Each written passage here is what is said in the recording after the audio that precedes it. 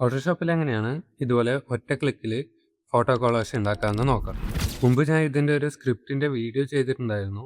നമ്മുടെ വീഡിയോയ്ക്ക് 20K വ്യൂസും കിട്ടിയിട്ടുണ്ടായിരുന്നു. ഒരുപാട് പേര് അതിൽ കമൻറ്റ് ഇട്ടിട്ടുണ്ടായിരുന്നു. അപ്പോൾ ഞാൻ വിചാരിച്ചു അതിൻ്റെ ഒരു അപ്ഡേറ്റഡ് വേർഷനും കൂടെ ചെയ്യാം. ഇത് ഞാൻ ഉണ്ടാക്കിയ ഒരു പ്ലഗിൻ ആണ്. ഇത് വർക്ക് ചെയ്യണമെന്നുണ്ടെങ്കിൽ അഡോബ് ക്രിയേറ്റീവ് ക്ലൗഡ് എന്തായാലും വേണം. എല്ലാന്നുണ്ടെങ്കിൽ സ്ക്രിപ്റ്റ് വേണമെങ്കിൽ യൂസ് ചെയ്യാനായിട്ട് പറ്റും. പക്ഷേ ഇത്ര ടൂൾസ് അതിൽ ഉണ്ടാവില്ല.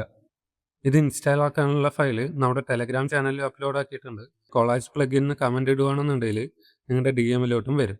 അപ്പോൾ ഇതാണ് നമ്മുടെ ഫയൽ. .cch എന്നുള്ള ഫോർമാറ്റിലായിരിക്കും ഉണ്ടാവുക. അതിൽ ഡബിൾ ക്ലിക്ക് ചെയ്യുമ്പോൾ തന്നെ ഡയറക്റ്റ് ആയിട്ട് ക്രിയേറ്റീവ് ക്ലൗഡിൽ പോകും. അവിടെ നിന്ന് നമുക്ക് ഇതുപോലെ ഇൻസ്റ്റാൾ ആക്കാനായിട്ട് പറ്റും. എന്നിട്ട് ഫോട്ടോഷോപ്പ് ഓപ്പൺ ആക്കുമ്പോൾ പ്ലഗിനിൽ നമ്മുടെ പ്ലഗിന് കാണാനായിട്ട് പറ്റും. അപ്പോൾ ഇതാണ് നമ്മുടെ പ്ലഗിൻ്റെ പാനൽ. ഇതിൽ കുറച്ച് മാറ്റങ്ങളൊക്കെ വരുത്തിയിട്ടുണ്ട്.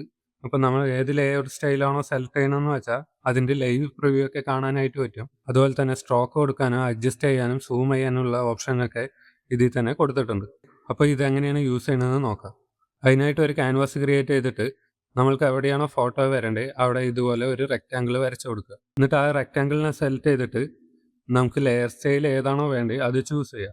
എന്നിട്ട് ഈ ഇമ്പോർട്ട് ക്ലിക്ക് ചെയ്തിട്ട് നമുക്ക് ആവശ്യമുള്ള ഫോട്ടോ അപ്ലോഡ് ചെയ്യുമ്പോൾ തന്നെ ഫോട്ടോഷോപ്പ് തന്നെ ഓട്ടോമാറ്റിക്കലി നമുക്ക് ഇതുപോലെ കൊളാഷ് ആക്കി തരും. ഇത് വേണമെങ്കിൽ നമുക്ക് ഇതുപോലെ ഷഫിൾ ആക്കാനും പറ്റും.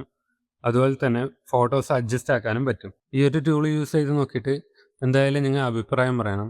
കാരണം ഇതിൽ എന്തെങ്കിലും ബഗ്ഗോ എറേഴ്സോ ഉണ്ടെന്നുണ്ടെങ്കിൽ കമൻറ്റ് ചെയ്യുകയോ DM ചെയ്യുകയാണെന്നുണ്ടെങ്കിൽ അത് ഫിക്സ് ആക്കിയിട്ട് ഇതിൻ്റെ അപ്ഡേറ്റഡ് ആയിട്ടുള്ള വേർഷൻ നമുക്ക് വേണമെങ്കിൽ റിലീസ് ചെയ്യാനായിട്ട് പറ്റും. അപ്പോൾ ഈ ഒരു വീഡിയോ നിങ്ങൾക്ക് യൂസ്ഫുൾ ആയിട്ടുണ്ടെന്നുണ്ടെങ്കിൽ ഈ പേജ് കൂടെ ഫോളോ ചെയ്യുക. അപ്പോൾ അത്രയേ ഉള്ളൂ.